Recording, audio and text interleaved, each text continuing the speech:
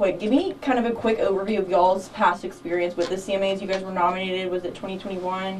Yeah, I think it was 21 or 22 or 22. We've had, I believe at this point, 4 in all CMA nominations. Not this year, but we've had it about 4 CMA nominations for Small Market Country Station of the Year. And we're still chasing that win. We haven't got it yet, but we've got the nominations, and we're proud of those.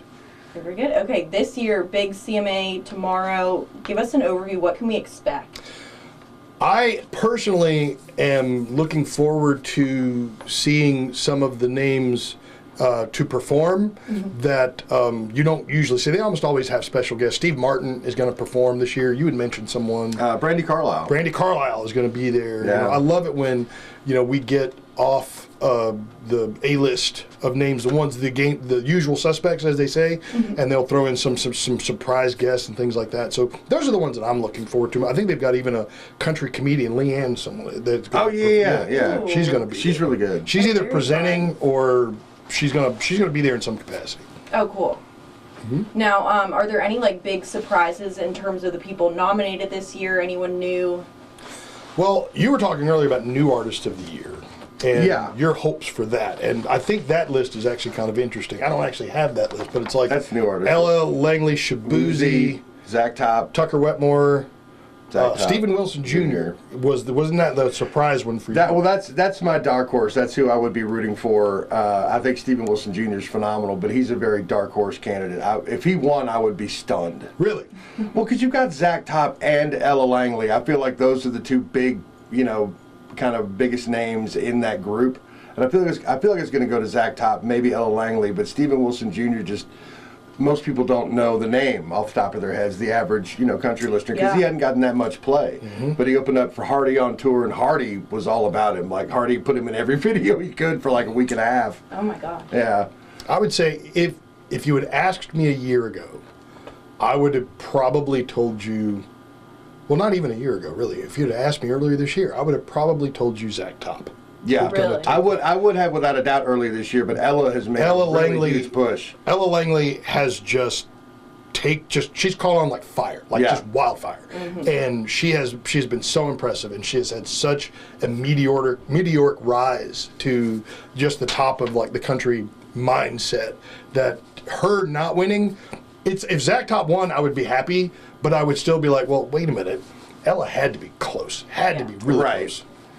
Yeah, because it's one of the a lot of the categories. Whoever wins, you're just kind of like, kind of figured. There's sometimes you have one that seems like throughout the year just going to run away with it. Yeah. And when they do, just like it's kind of what I figured. I would say in a format that historically has had some controversy around it concerning women artists, and the question of how far they can go. I think this year is very, very, very telling about the current climate in country right now, because 3 women dominate the most nominated. They're with 6 nominations each. It's like Ella Langley, Lainey Wilson, and Megan Maroney have each like 6 nominations each, and they're top of the pile. They have the most nominations. And Zach Top, I think, comes in right under them with 5. I'm surprised Megan Maroney wasn't on that list. Well, the new artist list? She's been here too long.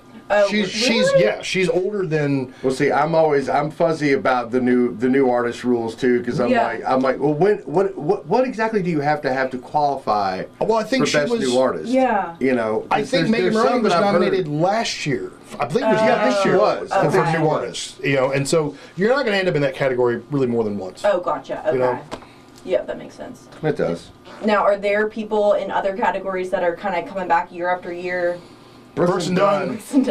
I don't know why. I love Brooks and Dunn. I'm not hating, but I'm like every year I'm like, how are they every single year? There's a reason that Brooks and Dunn are legends in the country music world, and that's not up for debate. They are country music legends, but when you haven't released anything for, over a decade, maybe. No, that's not true. Is that not true? No. They did a couple of years ago. Was that the duets thing? Yes, the duets thing. But that's still covers. It's a cover album. It is. Well, yeah, but it's their songs, and they did a lot of duets with. I'm not counting the cover album. And they do it with current country artists. I don't know. Maybe they piecemeal those out, kind of like Shenandoah's doing. But it's like because they won one last year. and of course I can't remember if that's an ACM or a C, but they won a Duo of the Year, and it boggles my mind because I'm like, they haven't released any. All these others have released something.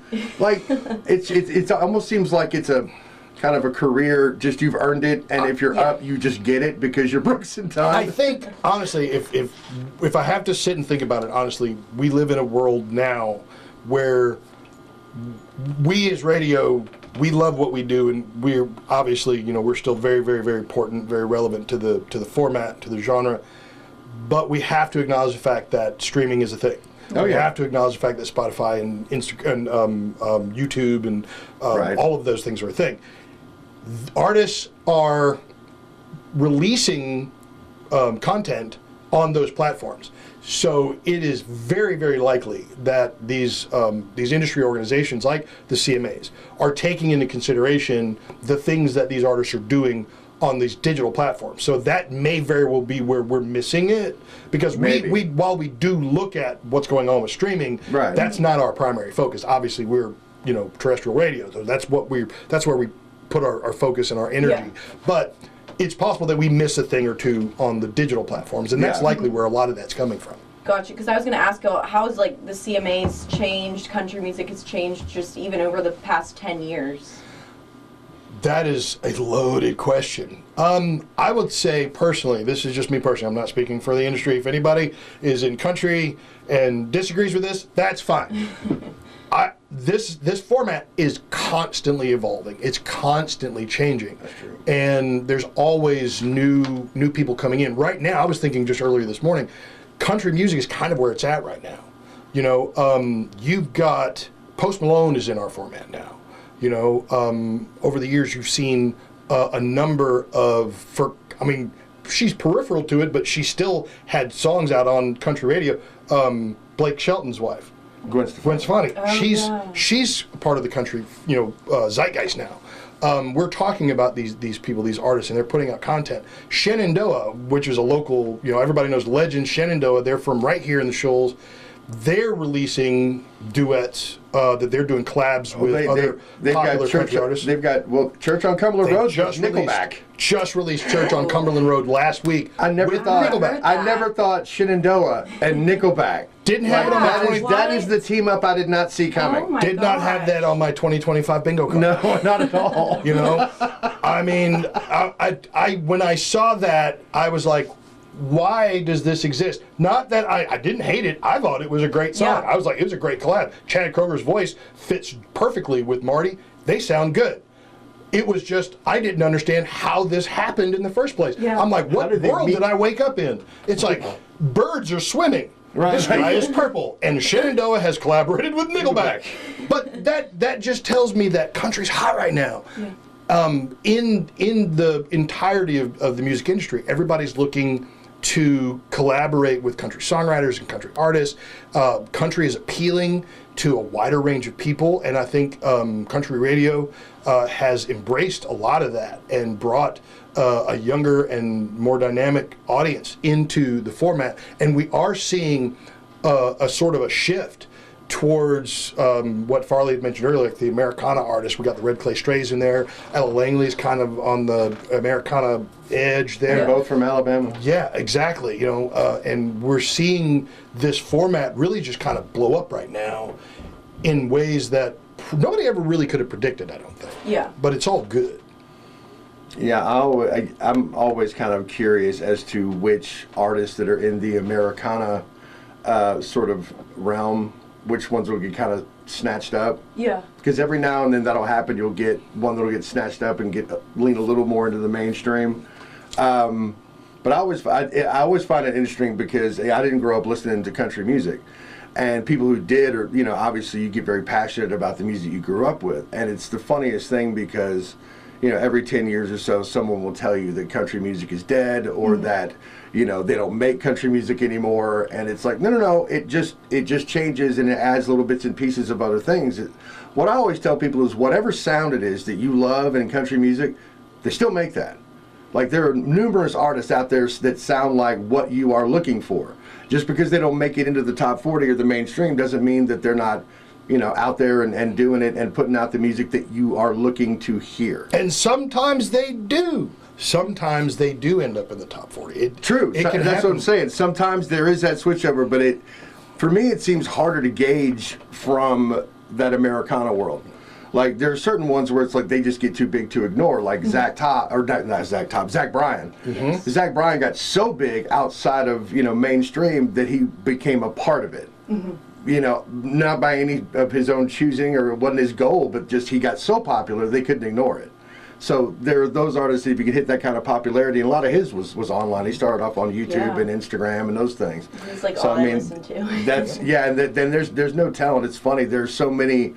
I host a show on Saturdays, and I play a lot of local music, and I'll get a lot of local musicians sending me stuff, and you can hear, it's not like it's a Zach Bryan knockoff, but you can hear that Zach Bryan influence in kind of the songwriting and the way it sounds. And as I'm listening, I'm always like, well, you're a Zach Bryan fan. Okay, all right.